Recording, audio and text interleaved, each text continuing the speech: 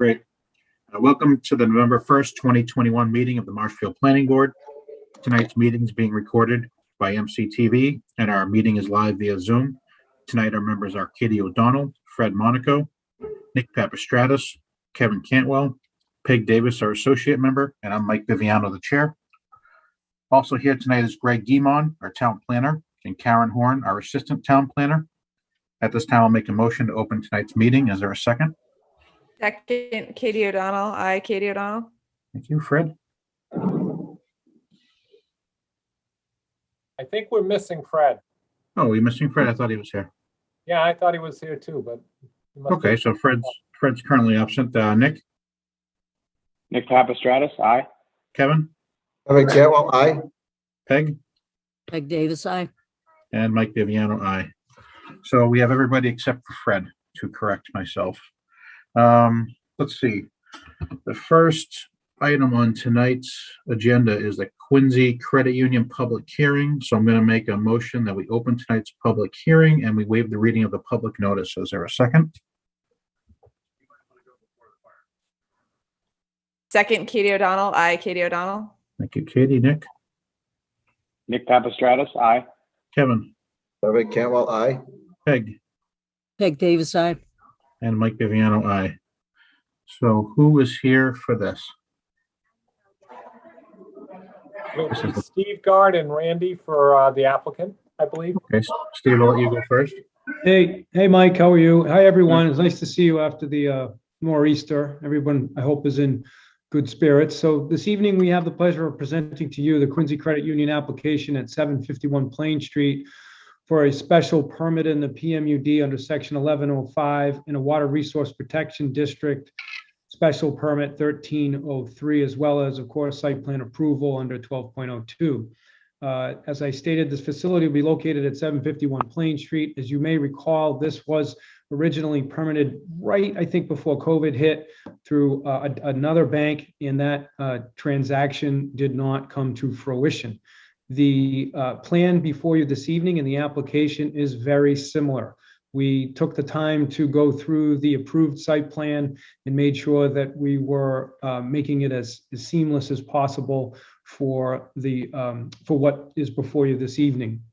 With that in mind, we will do our best not to take up too much of your time and repeat ourselves from what you know in the past. However, I think it's important for the record to have at least an overview of what's there. So that having been said, the project is proposed to construct a 1,748 square foot building on the site, as we know, on the corner of Enterprise Drive and Plain Street. Access will be from only Enterprise Drive or the abandoned section of Enterprise Drive through a series of two curb cuts, I guess, if you will, certainly on Enterprise Drive. The other one is on the abandoned section, and it will access Plain Street from the signalized intersection at that point. As you may recall, this is a standalone lot in the PMUD of 38,000 square feet and change. It has the benefit of a variance issued by the Zoning Board of Appeals to be a building lot for this site.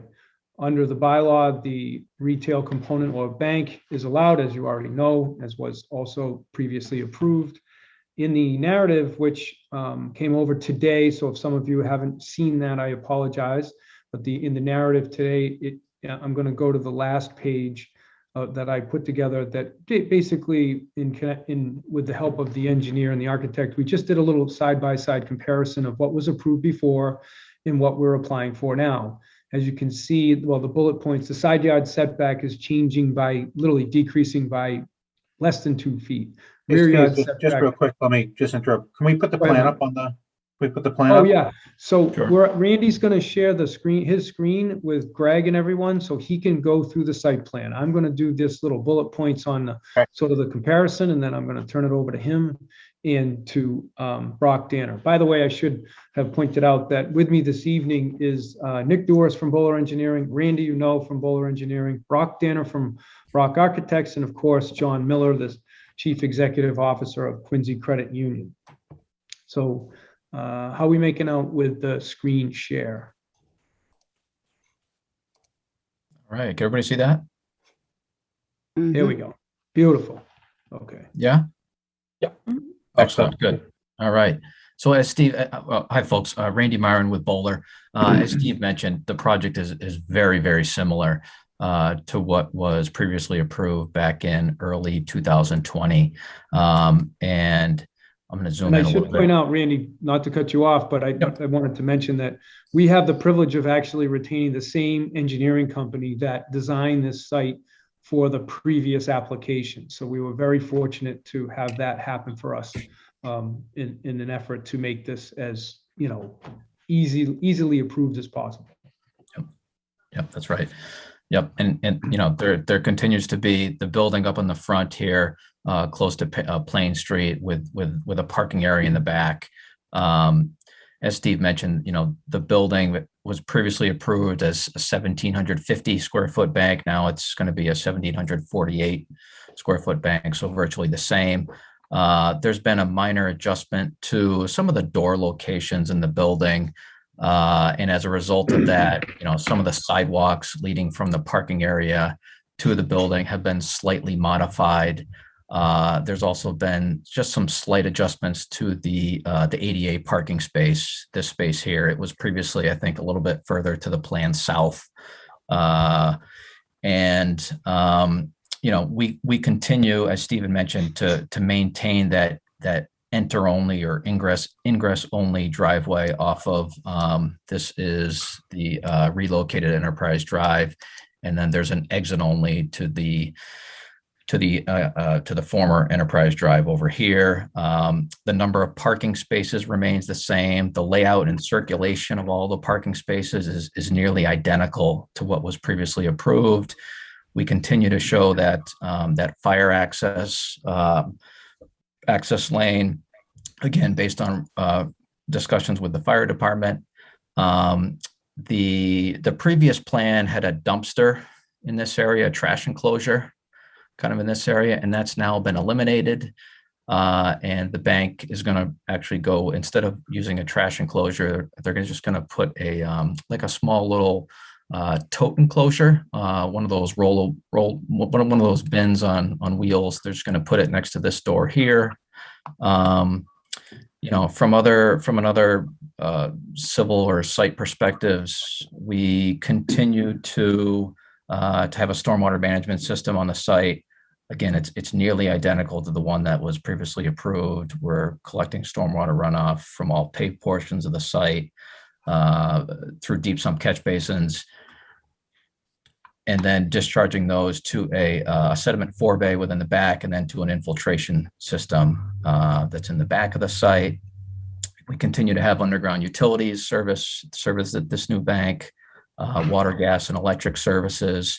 There's also a new septic system being proposed in this area. Again, similar to what was previously proposed as part of the former project. And just kind of running through some of the other items there. This is the stormwater management system. Again, you can see that basin in the back in here.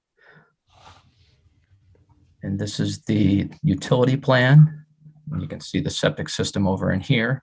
We still need to go out and do some soil testing as part of the septic system, and then submit those plans to the Board of Health. But we're graphically. Maybe 1 second. Fred has joined, Mike. I'm on. Great, thanks, Craig. Thanks, Craig. All set? Hi. Yep. Yeah, thank Okay, good. As I was saying, there continues to be a septic system in this area.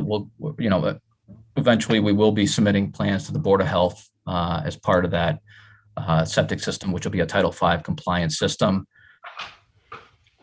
And just kind of running through these plans, again, continuing to propose erosion sediment controls around the site, to prevent any sediment from being transported either offsite or to some of the adjacent properties. And in terms of landscaping, just some slight adjustments to landscaping around the building as a result of some of the shifts in some of the sidewalks and the door locations. And the other change to the landscaping plan is there was previously some street trees proposed along Plain Street. We've eliminated those to try to maintain some visibility and presence for the bank.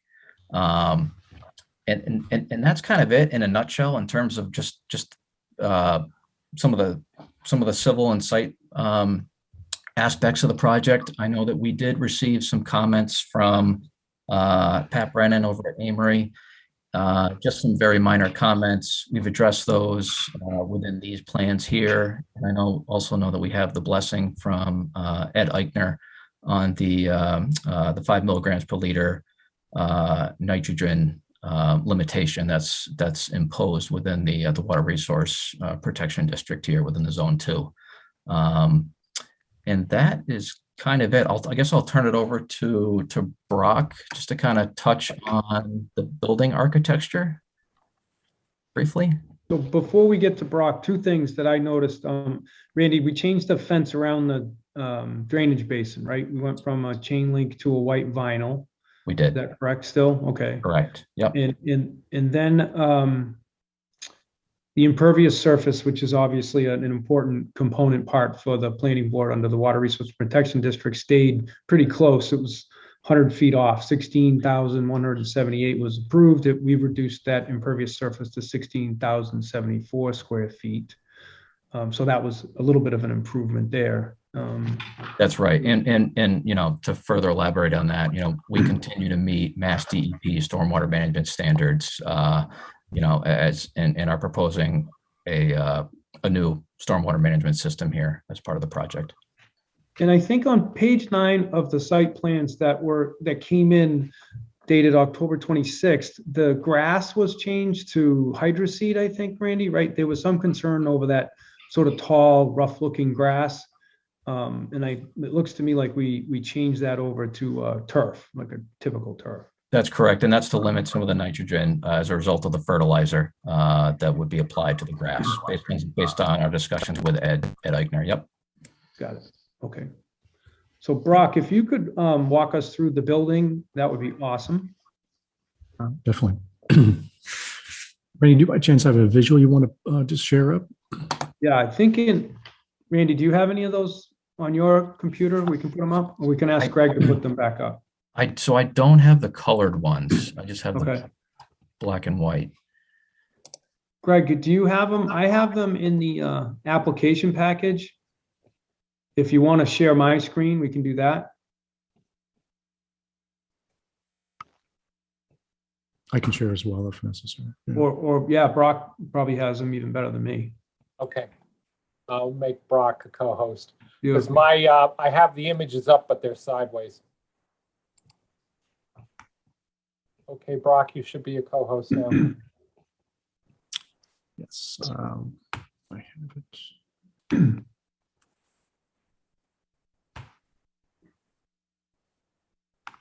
Can you see my screen? Yes. Okay. So good evening. In addition to some of the, kind of summarize some of the information that's already been presented to you.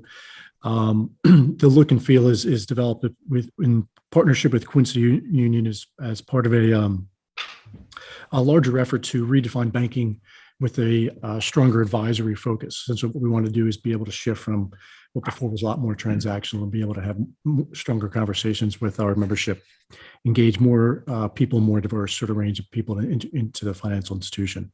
The building architecture consists of simple modern geometric forms clad in pre-weathered, change the image, in pre-weathered Alaskan cedar planks, plotted as a rain screen. So the pre-weathering essentially will allow for not having to go through the transformation project to a gray. When it's first installed, it'll actually be a gray and is resistant to mold. And so it'll maintain a very high quality from day one and for years on end. The cladding and trim align with the architectural vernacular of Marshfield, light gray weathered wood and an off-white material color. Key features of the building include a large span of glazing on the lower level, as you can see on the north elevation along Plain Street, and then the frosted glass box on top of the building that sits closer to the south elevation, which in the evening would glow as a beacon in the after hours. The soft white glass is loosely suggestive of sort of a modern sort of lighthouse, picking up on some sort of cues and aspects of the area. The other key feature on the site is an ATM or ITM canopy, which is clad in the similar Alaskan cedar.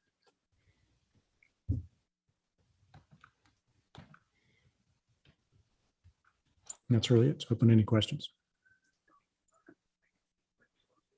Okay, Steve, anyone else from the from the presenters looking to speak? No, I don't think so, Mike. It's a typical bank operation. It's going to be open from 8:30 to 5 on Monday through Friday, and I think it's 8:30 to 12 on Saturdays. I put that in the narrative. Nothing special there. Closed on Sundays. I think that the traffic and the trip count is essentially the same.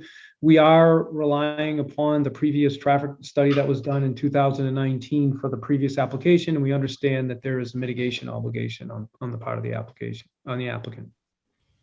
Okay, thank you. As Great. far as I'm gonna go to lighting the goes, other company. as far as lighting goes, Mike, we have in this plan set as a photometric plan. You can see it's very minimally lit, or to the extent that there will be no overwash or light. All outside fixtures will be downcast and hooded. So I think that it's pretty basic on that side of it. Okay. Do you want to go or do you want Pat to go? Mike, you're breaking up. Sorry, am I breaking up?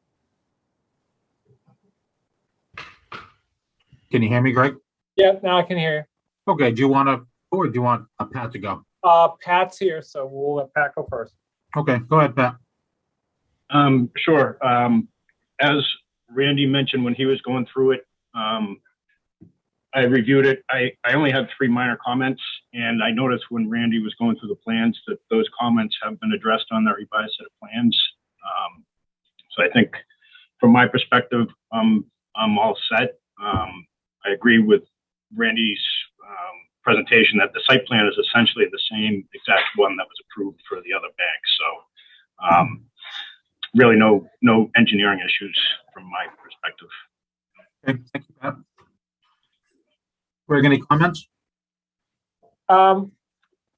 One thing came up when they noticed they mentioned the street trees. I was looking for it in the bylaw, but there was supposed to be a buffer along 139. So I think we should have a little more discussion on, there should be some type of trees in front.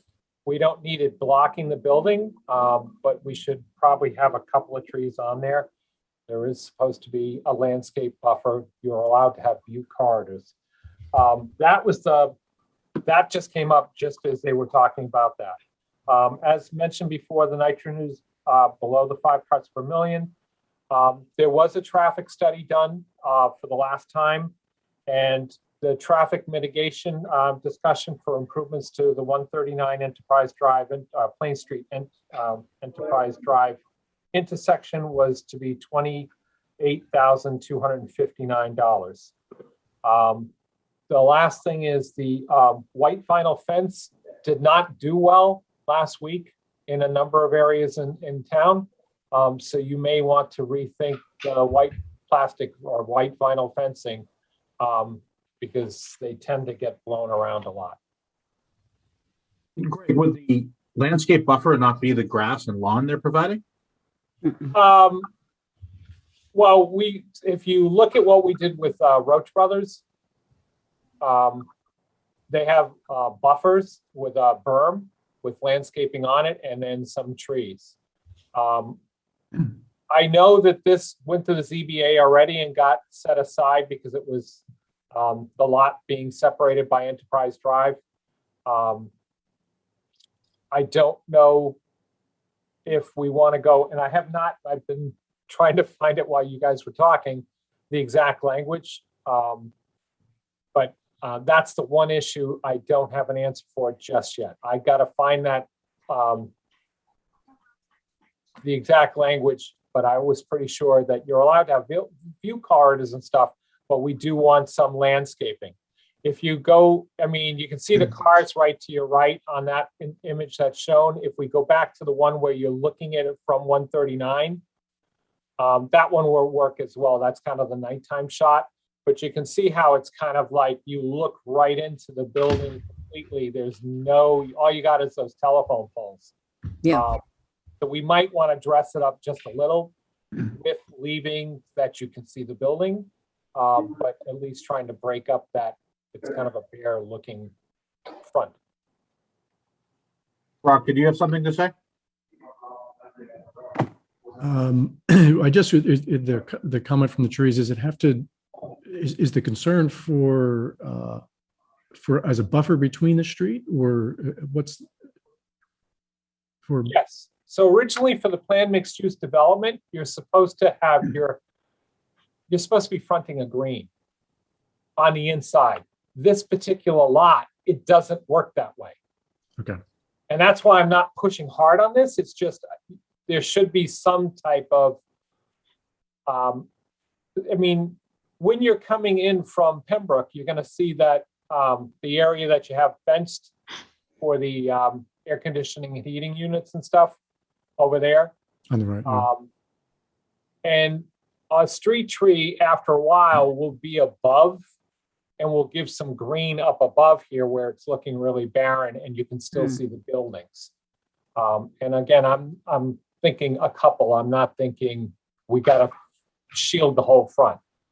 But under the PMUD language, this was supposed to be larger lots that you front a green, the building is fronting a green, and we were trying to shield you from 139. In this particular case, that's not what I'm trying to argue. I am trying to find the exact language. But it wasn't until this was mentioned that all of a sudden it was like, oh, wait a minute, what about the buffer requirement? Okay, any questions from the board at all? I was wondering a little bit about the lighting. Go ahead, Katie. Sorry.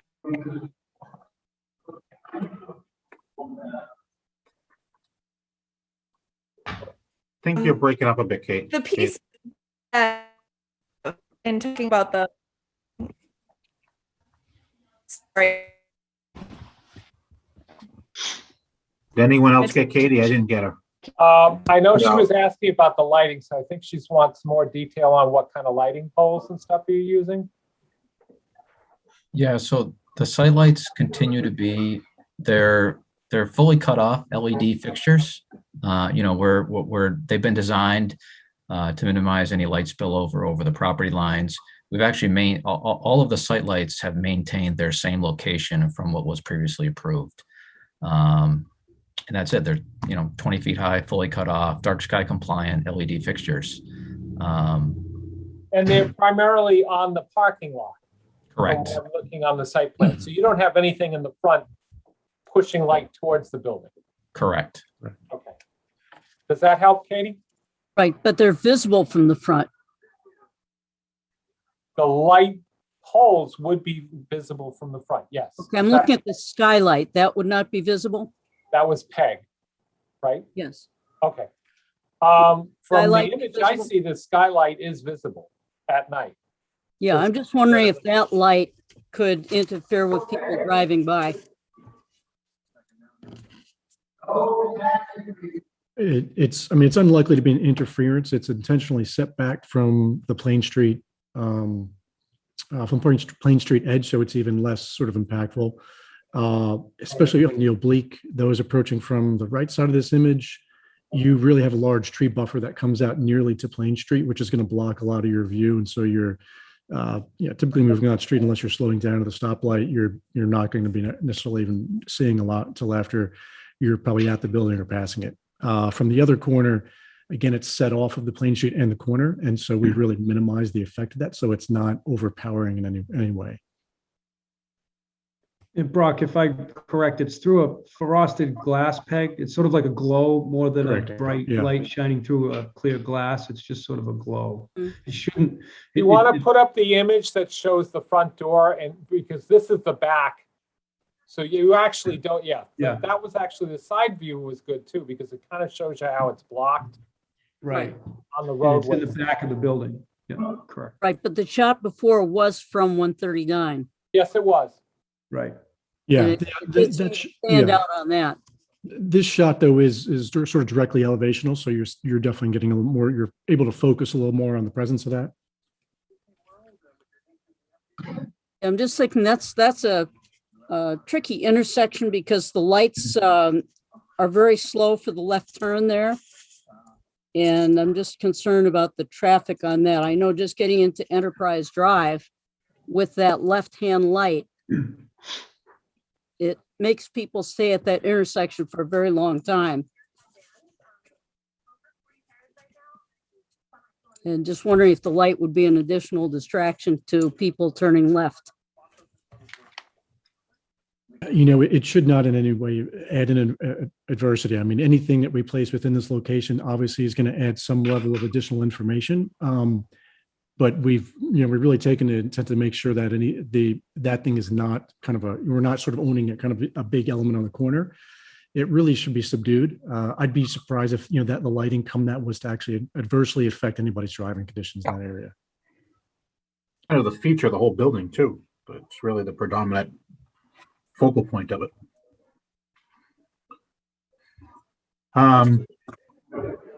Let's see, any other board members have any questions or concerns? No, I have no concern. I'm good. Good. I'm good, Mike.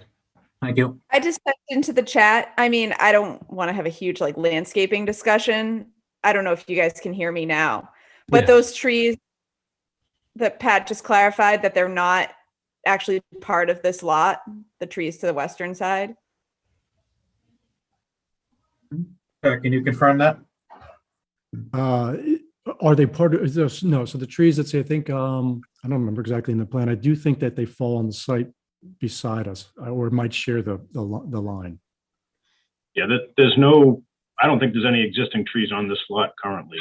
No, there's not. They do have some proposed trees, but the ones in that, the image from 139 are not on this lot.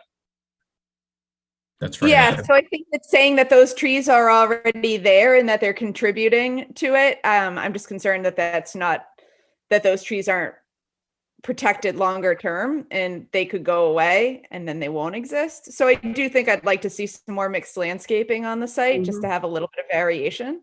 Yeah, I agree. Because it could just end up, I mean, in these photos and everything, it looks like, tall grasses and everything that look very landscaped.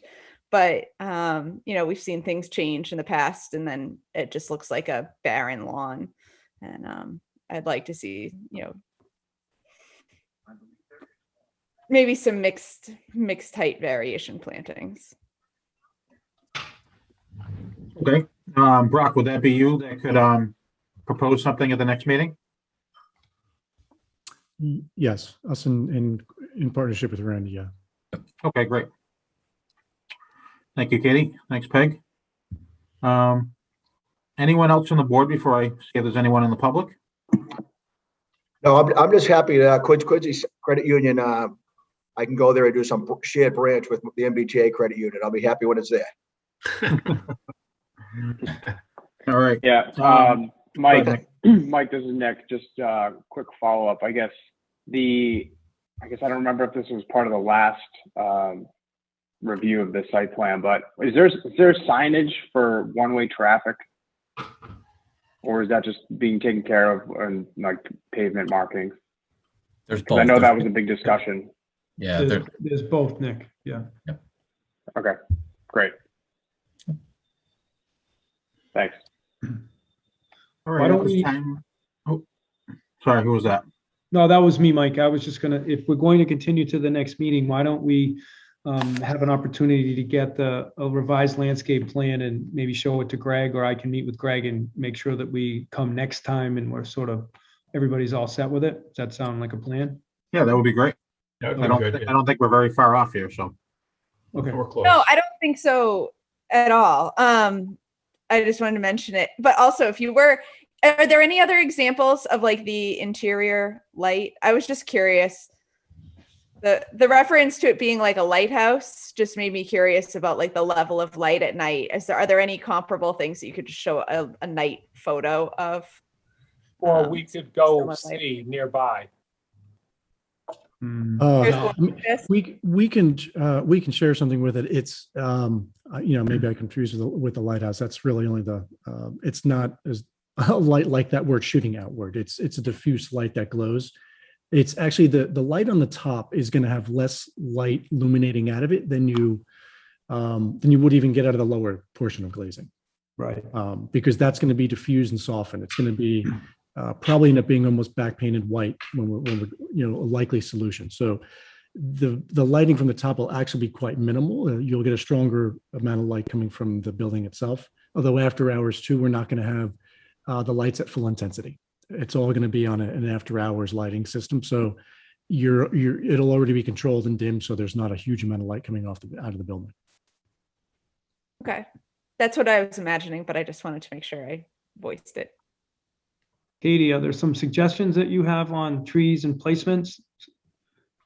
Well, I think Steve, you should probably just bring a plan over to Greg, Okay, and he can go through with you before the next meeting, and hopefully we can wrap it up after that. It seems like one of the only outstanding issues, really. sounds good. So Mike, This our time is next there- meeting, our next meeting, Mike, is November 15th. All right, let me see if there's anyone from the public, Greg. Yep, but I was going to also mention that I can also work on drafting a decision for that meeting as well. Okay, that'd be great. Perfect. At this time, is there anyone from the public here that would like to be heard or speak on this? Are the trees the only issue? I believe so. I would be fine with leaving it up to Greg if we wanted to move this along tonight, if that was something that could be worked out. It seems like I hate to continue the meeting just for that. We do have a chat, Mike. Okay, don't see that, but what's it say? From Mary Jones, let's be thankful we're having something occupying this space. Trees, seriously? What about the rest of 139? Just be thankful they want to come here. Well, we have to keep a lot of different things in mind. Okay, so if there's no one else from the public that wants to come on and speak, Greg, can we leave this final draft plan with a couple of more trees on this plan and close the public hearing tonight and leave the written record open for the revised with trees? Yes, you can. Okay. Anyone have an issue with us doing that on the board? No. All right, let's try a motion. I'm gonna make a motion that we approve the special permit as proposed, leaving the written record open to include some tree landscaping to be approved by Greg at the office. Does that work, Greg? Sure. Okay, is there a second? Second, Katie O'Donnell. Aye, Katie O'Donnell. Thank you, Fred. Fred Monaco, aye. Thank you, Nick. Nick Papastratus, aye. Kevin, Kevin Catwell, aye. Peg, Peg Davis, aye. and Mike Viviano, aye. Okay, great suggestion, Katie. Thank you. I'm sure the applicants appreciate it. Yes, thank you very much, Katie and Mike. I appreciate it. And we'll see you, I think on the 15th with the plan, or by the 15th, and then I'll probably come for the, signing of the decision, et cetera. Okay, great. Thank you. How long is the written record going to be open for? Um, Can you vote on something and leave the written record open? Or are we just conditioning that the landscape plan will be approved by the staff? I think the second there would probably be the easiest way to go. Yeah. We have to leave it open so they can submit this new plan to Greg, right? Yes. Right. But Karen's right. You probably should give us 30 days or 15, whatever, to the next meeting is fine with us, but you should have a time frame. The next meeting is the 15th, so that's fine. Yeah, we'll have it by then. So what's like the Friday before? So it gets submitted before the meeting, 12th. the 12th? So let's say 9 o'clock. We'll close the record 9 o'clock on the 12th. All right, do we have to revote that, Greg? Yeah, just to make it cleaner. Okay. So I'm going to make a motion that the written record be left open until November 12th, 2021. Is there a second? Second, Katie O'Donnell. Aye, Katie O'Donnell. Fred, Monaco, aye. Nick, Nick Papastratus, aye. Kevin, Kevin Catwell, aye. Peg, Peg Davis, aye. and Mike Viviano, aye. Okay, thank you. We'll see you back on the 15th, hopefully. All right, you bet. Thanks, Okay, everyone. thank you. Thank Bye you. now. Thank you. Next on the agenda, we have Cranberry Cove for the surety release. Greg, I'll let you talk on that one.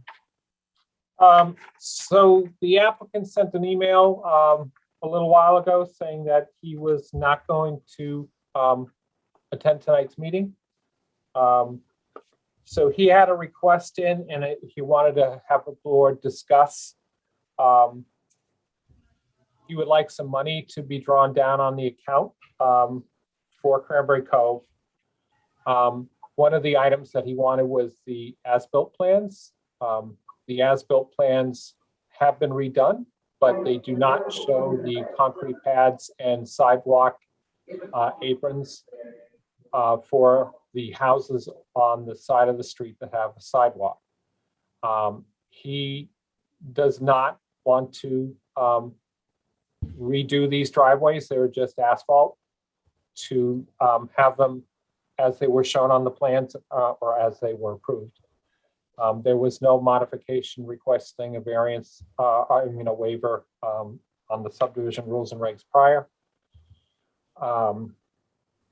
Pat has gone through and he has done a few of the items he has ticked off, which were, and Pat, jump in if I'm missing something. Stainless steel safety grates were installed. Shade trees were installed. There are 10 shade trees that are kind of questionable, so we were going to still leave some money in the account for that. That's about $1,400. The concrete sidewalk and aprons, Pat had revised it. He has it as $13,000 and needed to complete those. Evergreen trees were installed. Erosion repair on the weir and the forebay had been done. And then the $2,000 for the as-built plans. In the past, when people have requested changes, if the board considers it significant, they have a public hearing. I told him I could not tell him whether or not it would be a public hearing. That would be a board's discussion, board's decision. And we've had other subdivisions in the past that have done the same thing, put in the asphalt driveway, and then after the fact asked, well, do I have to install? And in the past, the board has basically said that if the neighborhood, but the majority of the residents want it, then the board would have the applicant install it. In this case, the applicant has basically said, I'm not interested in installing it. And I'm fine with leaving the $13,000 and then the town or the residents can look into having that work done. That's kind of a summary of what has gone on to date. I think questions, or if I think a few of the residents from Cranberry Cove are on tonight. So Greg, basically, he hasn't installed the concrete aprons over the driveways. That's what you're talking about? Yes. Okay.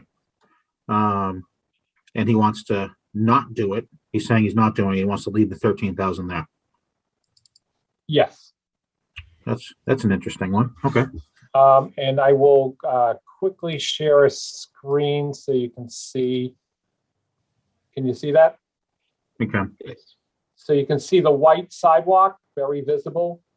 And you can see the driveways for the 1, 2, 3, 4, 5 houses. None of them have their concrete aprons or sidewalks at the entrance from the street. Okay. Any comments from the board at all? I think we have a few residents here. So no comments from the board. Is there any residents here that would like to speak? Yes. Hi, this is Kenneth Blay. I'm one of the board members from the Cranberry Cove Homeowners Association, and I have Frank Nonis joining me here today on this. And unfortunately, this is one of a number of different issues that we've had with Jack Dolly from Northland Residential.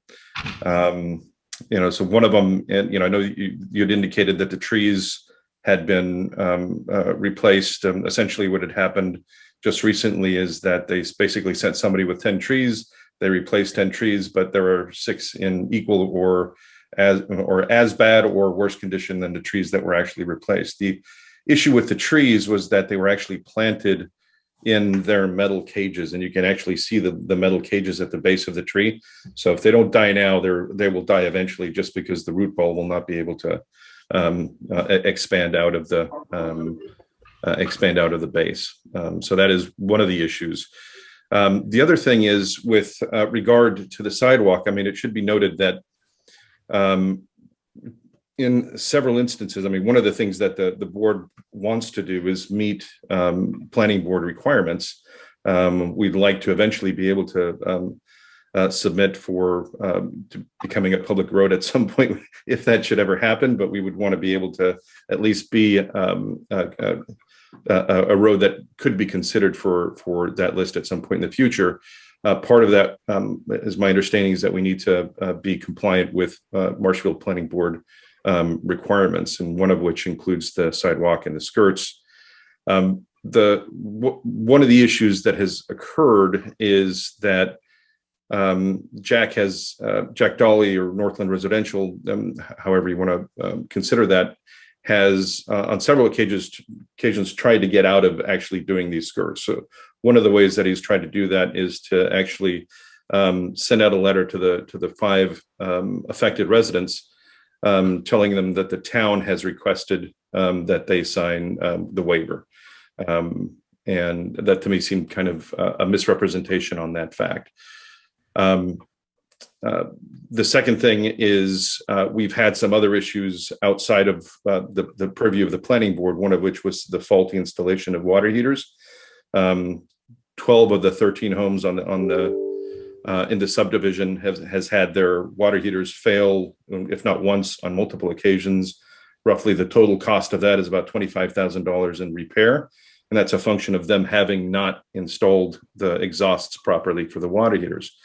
As part of our discussions with him about that, essentially Jack told us that he'd be willing to settle for $10,000 to be paid to the homeowners if the homeowners would sign the waivers for us not to do the sidewalks. We have requested, so we went and we asked every one of the homeowners that are affected, and they in fact want those sidewalks and skirts installed so that we can be compliant with Marshfield Planning Board requirements. Can I just ask you real quick, are you the president of the association? Is there an association now?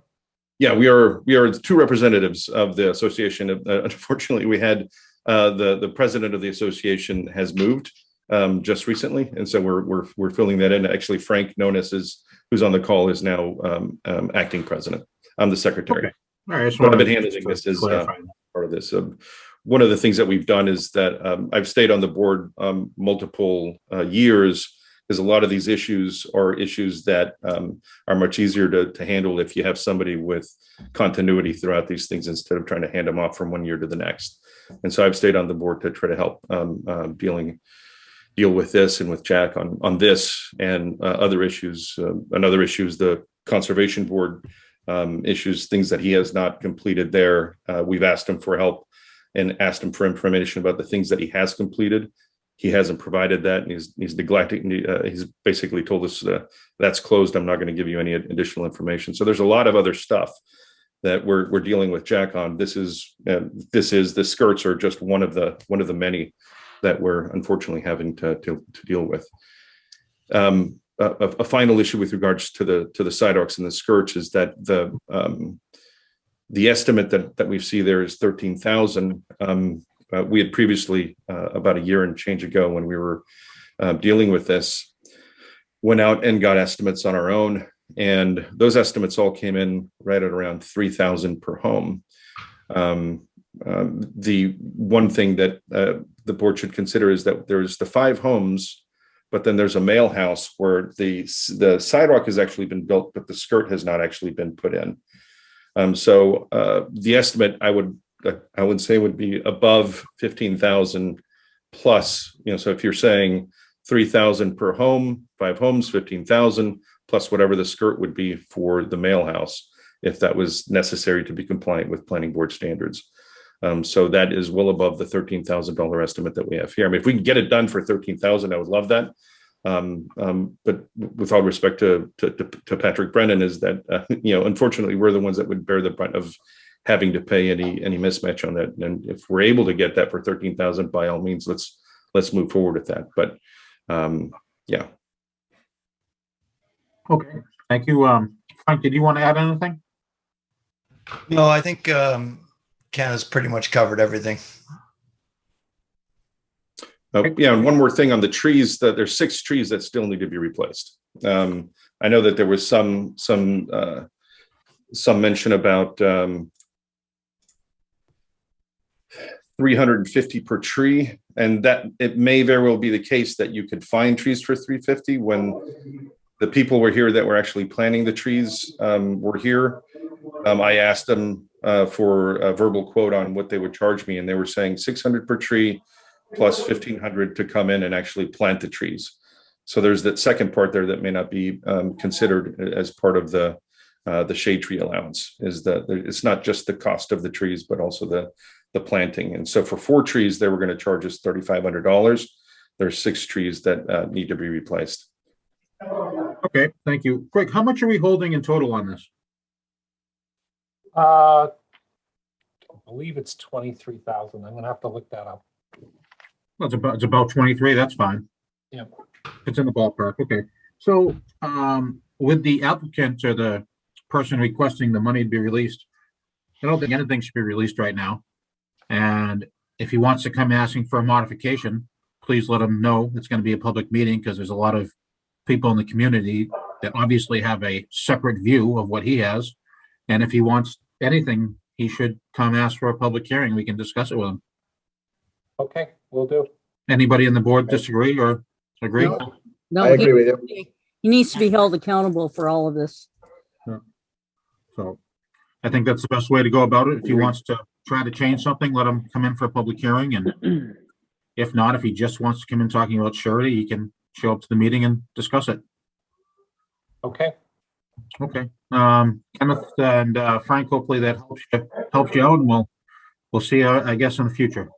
Yeah, I very Does. much appreciate Thank you. that. And if I could make one last comment, and I just want to give Greg Gamonda a shout out. He's been absolutely fantastic in helping us through these issues over the past year and change. It really has been very nice to have somebody like that in a town that can actually help the residents like Greg is. And just want to say thank you, Greg.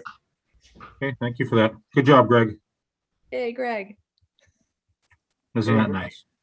All right, thank you, Kenneth. Thank you, Frank.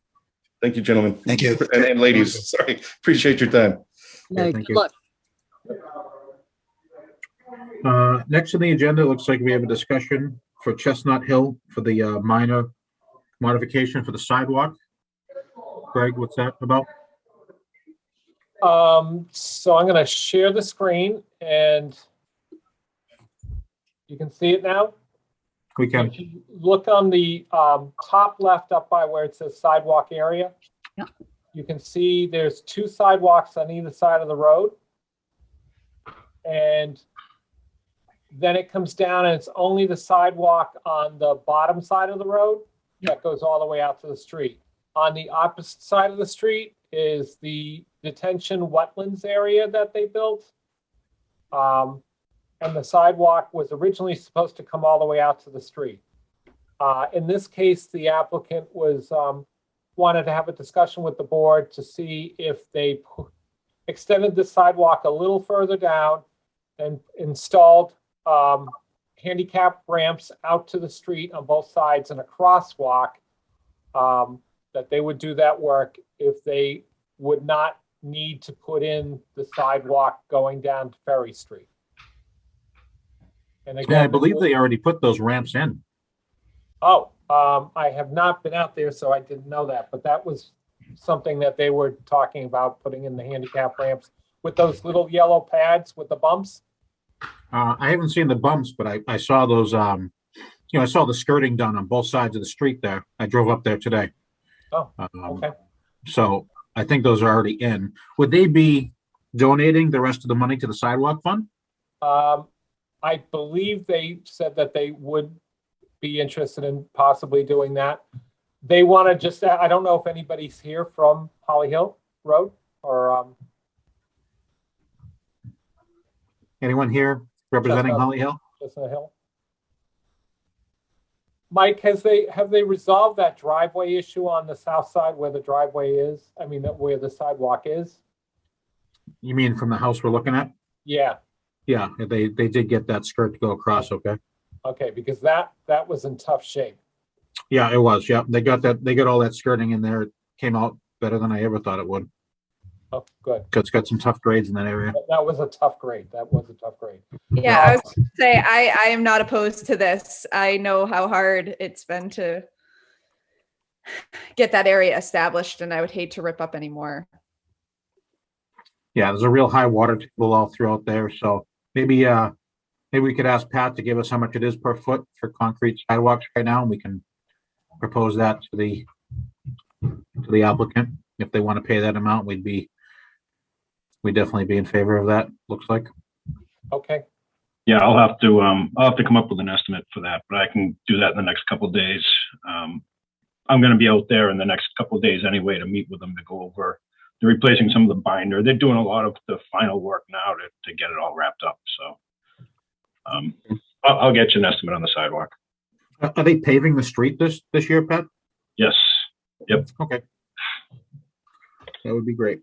So let's get that number to them, and if they're willing to pay it, sounds like we'd be willing to waive that for them.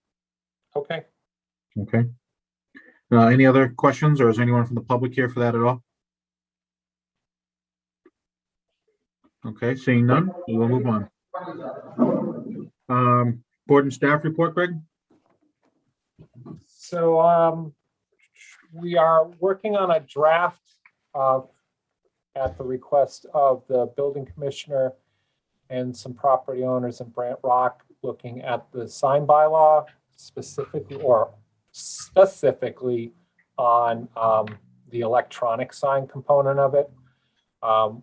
As Karen and I were working on the draft, we came up with several different questions, which we then asked the building commissioner and stuff, and he's now thinking about those as well. Not saying we're going to have a sign bylaw change for you, but we are looking into something that we've been requested to at least think about. On the rules and regs, we have 3 different updates to the rules and regs, about a page and a half to the subdivision rules and regs, several pages for residential above commercial, because from what I'm hearing, we may have an application or 2 in the near future, and I wanted to try to get us in a good spot before we get an application. And then Karen's been working on kind of a major rewrite of the PMUD's rules and regs to update them, because we've changed the zoning twice, but we didn't update the rules and regs. So these old rules and regs go back to the original PMUD language, when we had multiple phases where you first submitted a subdivision, then you came in for specific projects and stuff. So all that stuff's got to get cleaned up and get out. So we gave you a draft to get you where we are at the moment. I'm thinking that on the December 13th, we could have a public hearing on those. We should have that wrapped up by then.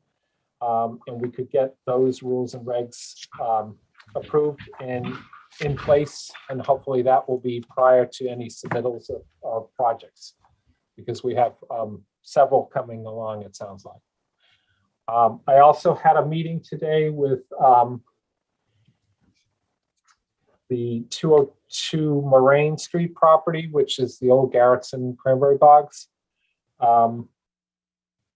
There are a few things that have changed from the first time when we walked the site, and that I reminded them of, that they're gonna need, if they're looking for waivers on the subdivision rules and regs, that they need some type of public benefit to counterbalance that. So I kind of reminded them on that. I'm not sure, because they're now talking about keeping the Cranberry Bog separate instead of turning it over as open space. How that's going to work as a separate parcel with their nitrogen loading. There's some wetland issues that Concom will have to discuss with them. But that's something else going on.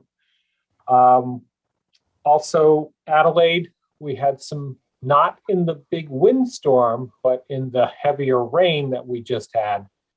We had some more erosion issues and stuff in Adelaide. I was thinking of adding him to the next agenda, the 15th, to ask him what's going on with that retaining wall that we had approved that's supposed to be at the base, because that will address some of the problems of this stuff spilling into the wetland buffer area. But we also, on lot 9, something that did not come out with the site plans when they originally got their subdivision approved. There's quite a bit of grade difference between the house and the street, meaning the house is much lower and the house is very close to the street. And that's where it seems to be the water's coming off the hill, hits hard pan, and then comes along that upper edge of the hard pan and is coming out into that cut and causing erosion. So we're going to have Pat up there. We're going to have a discussion with Greg, but I just wanted to let the board know that we'll probably have him as an agenda item on November 15th to see if we can get that retaining wall done and if we can get lot 9 in some type of better shape, because it seems every time now that we get rain, we have washouts in that area. The MVP meeting that was supposed to be last Thursday has been postponed till November 10th at the Senior Center at 10 o'clock. Just in case one board member wanted to attend, you don't all have to, because then I have to post it as an agenda. But it might be a good idea to have a board member for that meeting if possible. I am working on comments with Karen for Modera 2 for the selectmen. That's due on November 10th as well. And I think that's it. Karen, is there anything else I should be? Okay, that's it on our side. Thanks, Michael. Okay, thank you. Anything from any of the board members at all? I just think, again, Greg and Karen, for all the work, for all of the town articles that went to the fall special town meeting. But I just wanted to recognize that Greg did an amazing job presenting 18 articles. And so many thanks to him. Thank you, Greg. Thank you, Karen. Greg's the hero of the town tonight with everyone. Seriously. Man of the town.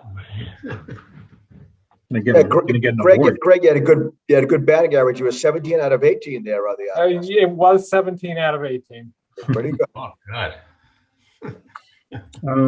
Greg, what's the ZBA request for advice? The way it's been running, we haven't had a chance to get them to you by the time we get information. So we've just been doing staff comments.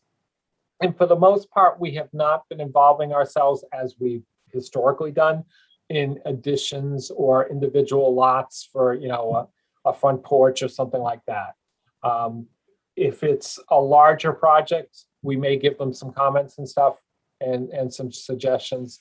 And if timing permits, we'll have you guys weigh in. It's just, it has not been working out that way right now. Okay, that's fine. All right, I'll make a motion. We approve the minutes for September 27th, 2021 and October 18th, 2021. Is there a second? Second, Katie O'Donnell. Aye, Katie O'Donnell. Fred. Aye, Fred Monaco. Nick. Nick Papastratis, aye. Kevin. Kevin Cantwell, aye. And Peg. Peg Davis, aye. And Mike Viviano, aye. Okay, it looks like that wraps up tonight's meeting. Anything else, Greg? Nope. Okay. Well, thank you, everybody. I'm going to make a motion that we adjourn tonight's meeting. Is there a second? Second, Katie O'Donnell. Aye, Katie Fred. O'Donnell. Fred Monaco, aye. Sorry, Katie, didn't mean to cut you off there. Oh, no. Got my I was in routine. auto mode. Me too. Nick Papastratis, aye. Kevin. Kevin Cantwell, aye. Peg. Peg Davis, aye. And Mike Viviano, aye. Okay, that concludes tonight's meeting. Thank you, guys. All right. Night. Good night. Thank you. Good night, everybody. Good night.